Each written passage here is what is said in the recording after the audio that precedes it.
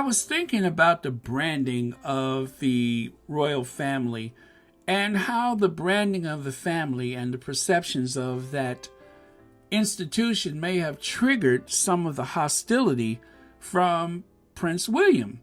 I think a lot of it has to do with jealousy, but you know, I was thinking about something I read a long time ago about Princess Angela of Liechtenstein. When she was engaged to marry Maximilian, some of the people in the family were like, oh my God, there goes the family.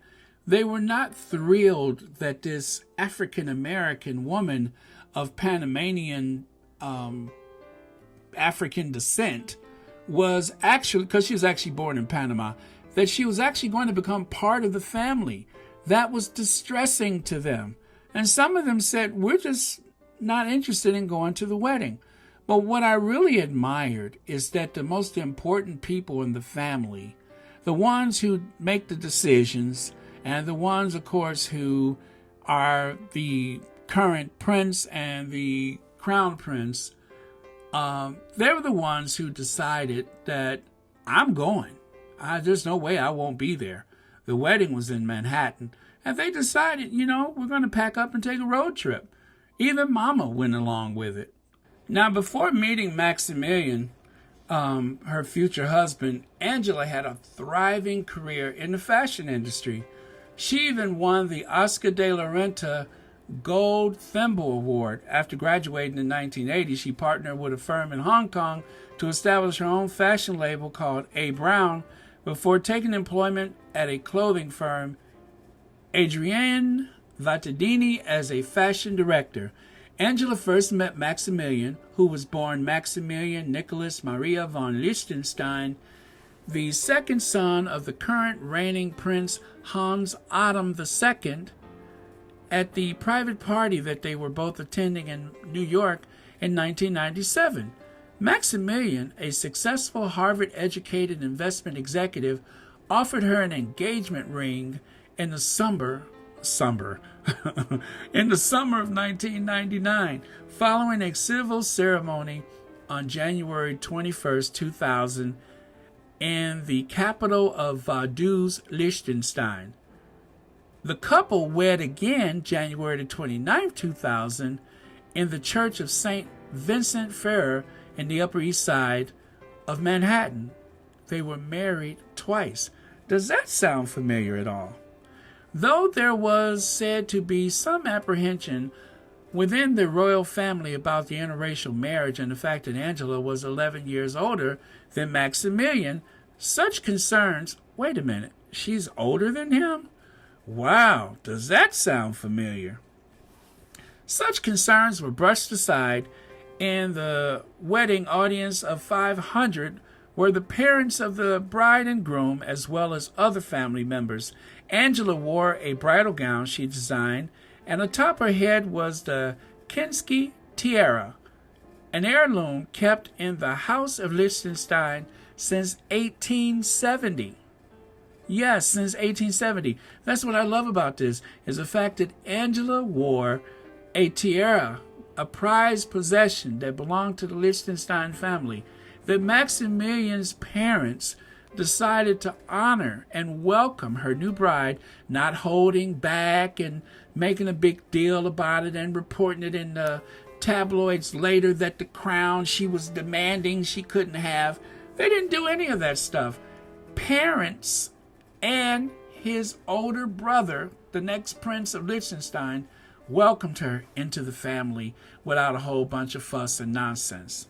Angela had sold her fashion business in 1999, and the couple planned to relocate to German-speaking Principality of Liechtenstein, a constitutional monarchy nestled in the Alpine Mountains between Austria and Switzerland.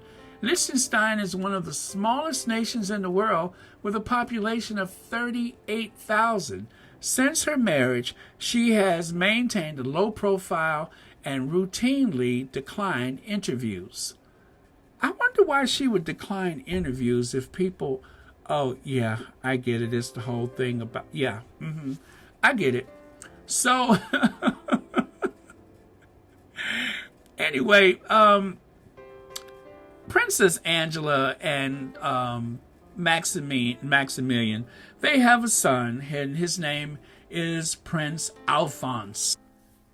Prince Alphonse of Liechtenstein was born the 18th of May 2001 in London. As the only child of Prince Maximilian and Princess Angela, he is the grandson of Prince Hans Adams II and Princess Marie. Thus, he is presently the sixth in line to the throne of Liechtenstein.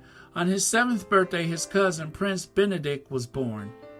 So that is their son. He is 20 years old. And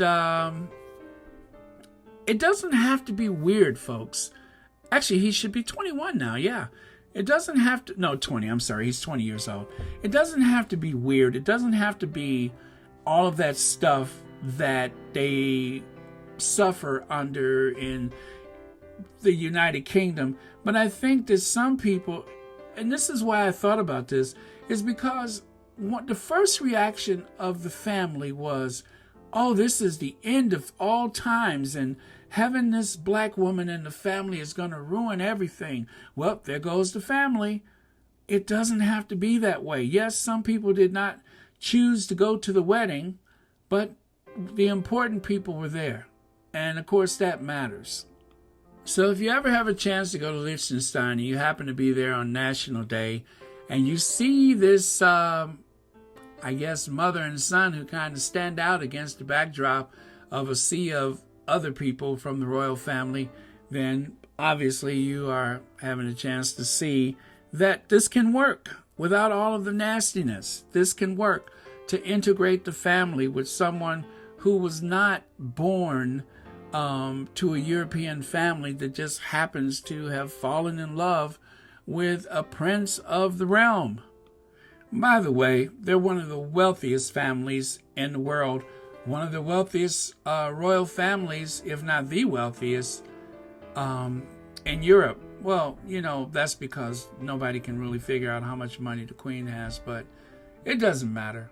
I just like the fact that they integrated the family without incident that we know of. It didn't turn into a public spectacle.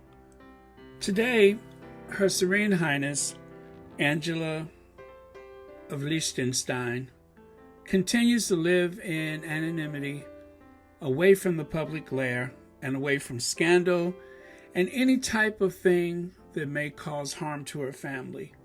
Liechtenstein is one of the most prosperous countries in the world. Most people who live in Liechtenstein aren't even from Liechtenstein. I don't know if that's true, but I think it is. Also, they don't have a standing army, and they don't even have a prison system. I mean, 38,000 people. They actually contract anything like that to Austria. The family's ties to Austria is pretty strong. It is a German-speaking country. And also the family, the Liechtenstein family, was actually given this territory by the Archduke of Austria at the time. And so they weren't even interested in living there until the Austrian-Hungarian Empire collapsed. And then all of a sudden they decided, yep, I guess we'll go back to the mountains. But it's an interesting country. I would look up the history if you're interested in knowing anything else about it. But that's it for today, guys. I'll talk to you soon.